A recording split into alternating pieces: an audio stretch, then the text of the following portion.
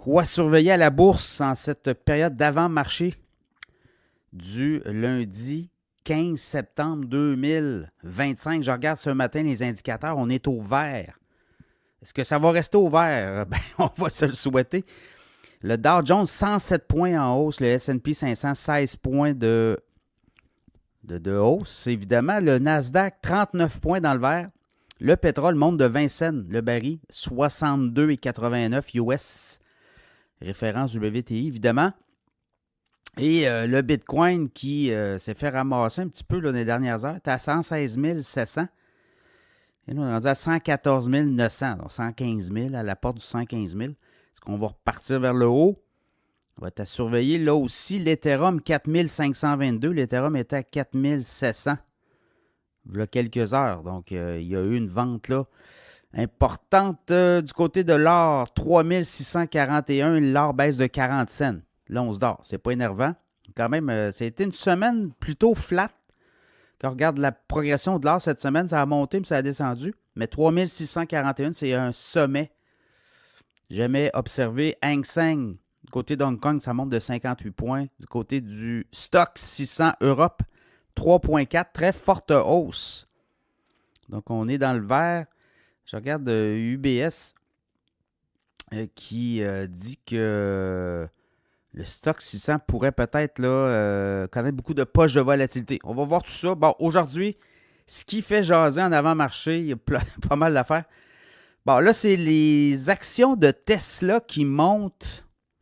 Elon Musk a acheté beaucoup d'actions de Tesla. En tout cas, ce qu'il a révélé, là. Donc, il aurait acheté quasiment 2,6 millions d'actions de Tesla pour une valeur d'1,01 milliard. Le titre de Tesla est en feu, là, monte de 31,21 $ au moment où je vous parle en avant-marché. 427,33 $. C'est un titre qu'on surveillait dans l'infolette financière où on vous avait dit qu'il pouvait arriver quelque chose, un cataclysme, quelque chose. Bien là, on l'a.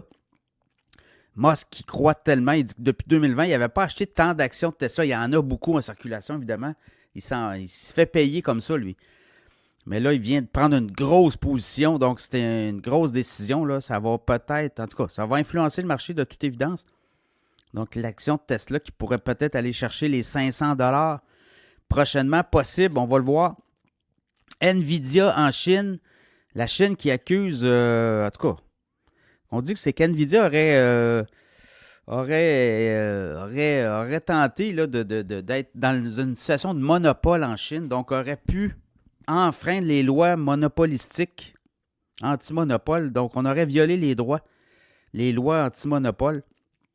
Évidemment, Nvidia et la Chine, c'est vieux comme le monde. Les Américains veulent limiter les ventes de microprocesseurs à la Chine et on a forcé Nvidia à produire notamment des puces moins fortes. De toute façon et de toute évidence, ça ne peut pas faire trop mal à Nvidia parce que dernier trimestre, puis dès le dernier trimestre, il n'y a aucune vente.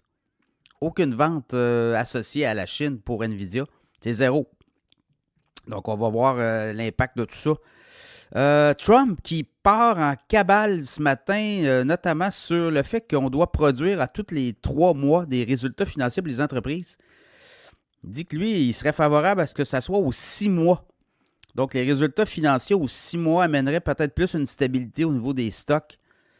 Il dit toujours gérer aux 3 mois. Oui, mais il y a quand même des actionnaires qui veulent savoir ce qui se passe dans l'entreprise. Est-ce qu'on lui dit qu'il pourrait faire changer ça par la SEC? Ça va être à surveiller là aussi.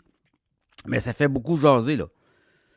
Donc, voilà. Sinon, les autres nouvelles, ben, c'est la Fed mercredi. La Banque du Canada également. Là, ce qu'on dit, c'est que 96% des chances, selon les analystes, que la Fed baisse son taux de 25 points de base, 0,25%.